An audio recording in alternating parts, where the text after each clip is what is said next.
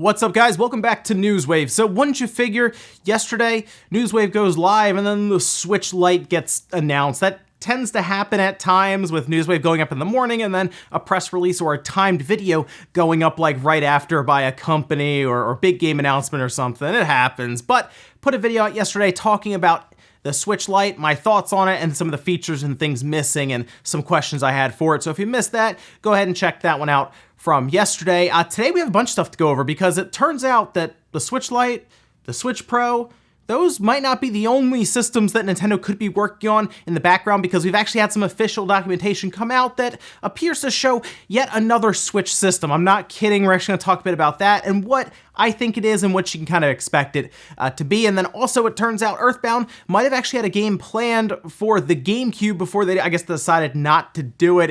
It hurts right here, trust me. As always, guys, enjoy these videos. Make sure you hit the like button, it does help out. And get subscribed if you want to keep up to date on all the different gaming news going on throughout the week. Keep you up to date here, 8 a.m. Eastern time, and it does help out if you're subscribed to the channel. We're actually going to start today with actually a little bit of Switch Lite information, because one thing I thought of, and I'm sure some others did as well, is that Switch Lite would actually work really well as a second system that I can kind of travel with, because a lot of people tell me, hey, I usually just use the Switch in handheld mode when I'm traveling, whether it's commuting or taking trips. Generally, I play it in handheld mode, and you know what?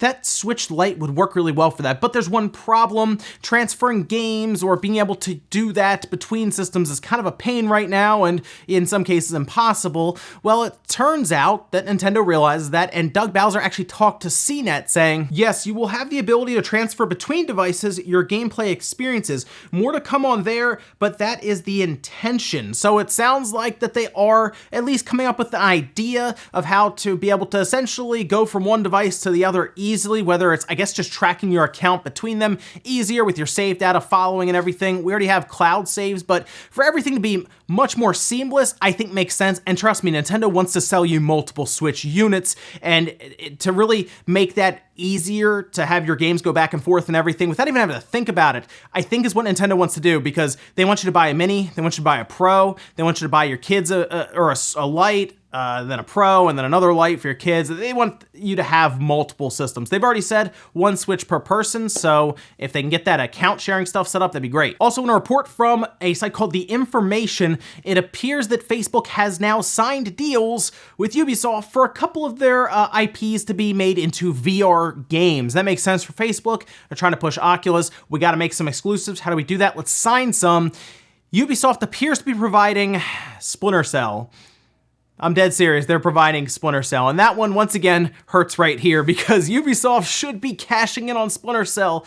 Instead, it seems like they're making Sam Fisher somebody they can put on a cell phone game, and now someone they can lend out for a VR project. Now, of course, the VR game could be good, but I kind of just want a new Splinter Cell for whatever, the Xbox Scarlet, the PlayStation 5, the PC, whatever.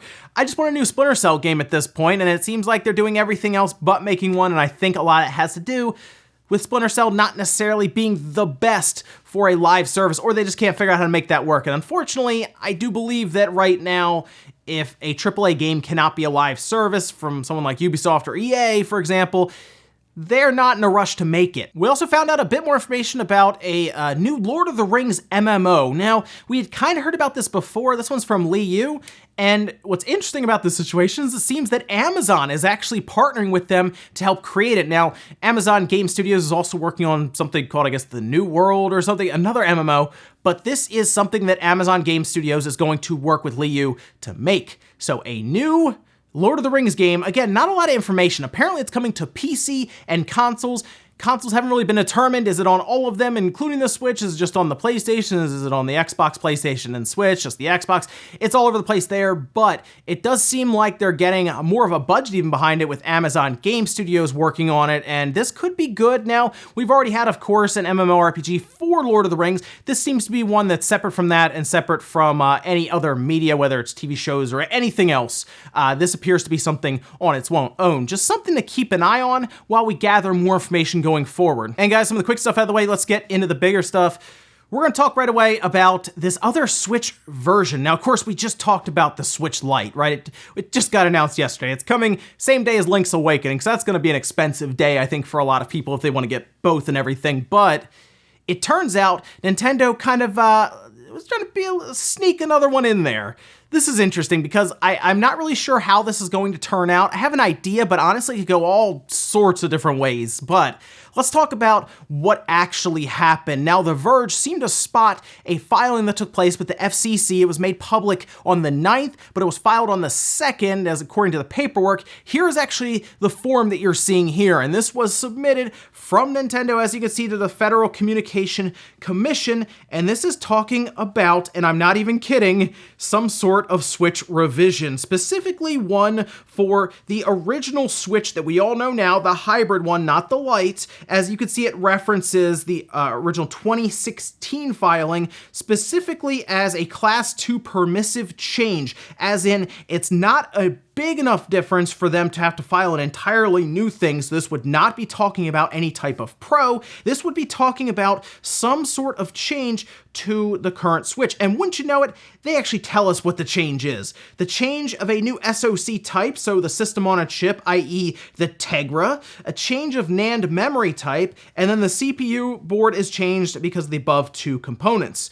And that would be basically the entire motherboard, essentially. And that wouldn't surprise me. If there's a new SoC, you're going to have new layouts for traces, fuses, all kinds of stuff, right? But to see this happen is interesting because this is filed and made public pretty much right around the time that we just had the Lite announced. And I'm looking at this in a couple of different ways. Could this be a Switch revision that would change it up completely and it would look different? I don't think so, mostly because this is a permissive change, not an entirely new thing that they have to file. So I think what's going to happen here, the Tegra inside the current Switch that we all have and are playing now is going to change, but not enough for them to possibly even advertise it. I'm not kidding. This could be something that just changes. It's a quiet revision. They might not say anything, or they could say something and release a revision of it, and they could call it the new Nintendo Switch or something if they want to. Otherwise, this could just be something that they sneak in there. Now, what Tegra would they drop in? Well, we've talked about how there is that Moriko Tegra that's been kind of floating around out there for quite a while. And to be honest, I think that's what's in the Lite. And I think that same chip is also going to be in this Switch revision that they have filed straight up with the FCC. We're not talking rumors. We're talking actual documents here. So something is changing inside the Switch, and I think it's moving to that Moriko chip. What would that do? Well, it sounds like it is a 16 nanometer. It's a shrunken X1. So it's going to provide better battery life, as we've seen with the Lite, which I have a feeling, again, smaller battery life, or smaller battery physically, because obviously the whole thing is smaller, but better battery life. That doesn't really make sense unless the chip is drawing less power. And that's, I think, what's happening here with this new Switch revision that we're seeing is that chip will be changed out, and there's a chance that it could have the same battery life for this one, but the frequency is boosted, i.e. it'll get more performance. They could do something with the RAM. There are things that could change here, but not drastically. I am concerned people may get their hopes up for some crazy thing, but it's just gonna be a quiet revision that they don't even mention. I would actually prefer for them to come out and make this a big spectacle and say, hey, new Nintendo Switch, all this stuff, change it up a little bit, but most likely they won't, and then they'll hold out till next year for some sort of Pro that we heard the Wall Street Journal and others even talk about beyond the other Switch. So it's all over the place right now with these revisions. We know a Lite exists. It's been proven. They've shown it, and we talked about that for quite a while. And now we're waiting for another one to show up, and this might be it. We'll see, though, because Doug Bowser has said that no other hardware is showing up, but maybe he's talking about no other heavily advertised hardware. A quiet revision wouldn't fit in to a heavily advertised piece of hardware. Next up, let's talk about Yasuyuki Han. But why would we be talking about him? Well, while he's at Monolith right now, he was with Namco back in the day, and according to him, he had actually talked to Nintendo as he was part of Namco about Earthbound having some sort of iteration on the GameCube. And I'm not kidding, this is insane. He even showed actual screenshots or concept mock-ups and everything. Check some of these out. These things look crazy. I can't believe we almost had some sort of Earthbound here. He even recounts a story talking to several different people at Nintendo, including Iwata himself, about even letting Iwata work out the story. This is like, I can't believe this didn't happen. This is insane. They talk about this back from 2003, and I would have loved to have seen this. This could have been an amazing GameCube game. I'm going back through and rebuilding my GameCube collection now, but we were so close. This is actually what Han actually shared on Twitter, saying, looking forward to the Iwata-san book. I met both Iwata-san and Itoy-san in 2003 when Namco and Nintendo were considering to make a GameCube version for Mother or Earthbound. I created a mock-up which was shown to Iwata-san. I felt Itoy-san wasn't interested and suspected so as the conversation continued. Now, Itoy has said several times, not really interested in making Mother 4, don't want to do it. And I've thought about this more and more. Let's remake Earthbound. Let's do it. Earthbound, Mother. We've seen Link's Awakening look amazing in that art style, and Earthbound kind of has this feeling like you could redo it in a claymation style. Maybe not exactly like what you've seen with Link's Awakening, but you can kind of see how creative they could be with the art style with an older game like a Link's Awakening. Can we do this with Earthbound or Mother? I'm fine with either one. I mean, they don't want to do anything with Mother 3 unless they're doing this with Mother 3, and that's amazing too, but they don't want to touch Mother 3. Let's get a game that you keep releasing on the Super Nintendo Classic, on the Virtual Console and everything, and let's remake it. Let's bring it out. Let's make a whole thing, put it on a cartridge, put it on store shelves. I'd spend $60 on that. That would be an amazing reveal, and I hope they do that. They probably won't because I want it so much, but a GameCube, I could be looking right now to collect an Earthbound game for the GameCube. Man, that one hurts. Next up, let's talk about Psychonauts 2. It's a game I'm looking forward to. I was concerned before because, of course, we had Starbreeze involved with Double Fine. Starbreeze has been going through some serious issues, but now, of course, Double Fine is with Microsoft, so the money side is less of a concern. In fact, they're actually delaying Psychonauts 2 to 2020, and that's not too surprising to me as, of course, shifting and becoming part of Microsoft, essentially, is probably a lot of work in the background, and there's a good chance that they've been provided more funding to make this game just better. Starbreeze, like I said, was a whole thing. That wasn't going to work out. I was concerned about that game as soon as Starbreeze started having some crazy issues. So to see this happen, I think makes sense. I know people are going to be disappointed, but I actually see this as a good thing, as they even said themselves, this will give them time to make sure that the PlayStation 4 version, that's right, the PlayStation 4 version will be out as well. And that is interesting, considering, like I said, they're part of Microsoft and everything now, but we've seen before where Microsoft will allow these developers to fulfill original promises for other systems, and of course they've also put Minecraft on like everything at this point, so I'm not surprised to see that. I'm actually happy that Psychonauts 2 probably got a nice jolt with Microsoft there to provide more capital to make this thing happen. Trust me, Psychonauts fans will be disappointed, but I think they'll understand, and myself, there's plenty of stuff to play this holiday, so I'm willing to wait for Psychonauts to show up spring or maybe summer 2020, especially if that means it gets polished more. Looking forward to it. And in our last bit of news, let's finish off with a happy topic, a good topic.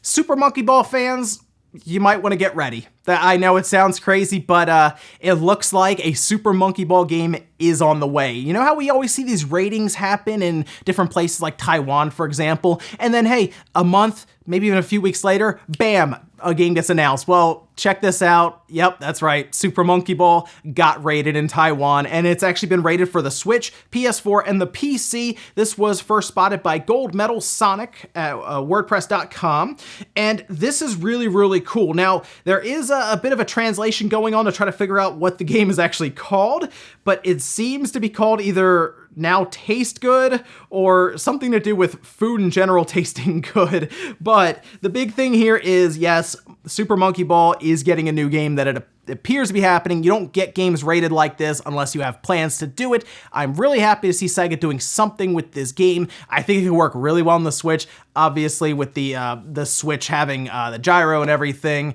in the system to do some cool stuff with that. And of course, just having Super Monkey Ball back, we assume with the mini games and just the puzzle aspect and everything, it's gonna be a good time. So if you're a Monkey Ball fan, you've gotta get excited here because it looks like it is happening. Now when? Well, honestly, I could see it announced for this holiday. I know it sounds like it happens soon, but I do think this is gonna be a game that's not like a full price $60 game or anything. I could see like $20 or $30 and it be a digital only game maybe. I would like to see physically, but if it shows up, it's 30 bucks, it's digital only. I think it's worth doing just to be able to at least have Super Monkey Ball get a new entry, but exciting stuff. And we'll finish up as usual with the comment of the day as you're seeing here. This one's from Nicholas Hayes saying, I would say Wonderful 101 for sure, even bring over Super Mario Galaxy 1 and 2 as well as the two No More Hero games from the Wii era, and that is an interesting thought considering we always talk about Wii U ports. Who's to say we don't start getting a bunch of Wii ports as well in little HD collections?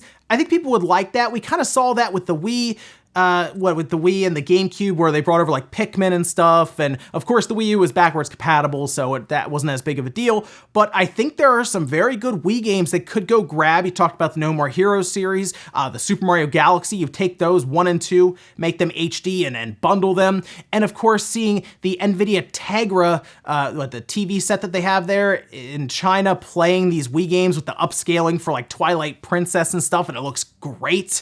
That would be amazing. And of course, there are some other games like Xenoblade, a game that GameStop messed up that whole thing. They are opening new copies, making them used, then charging them 70, 80 bucks for them.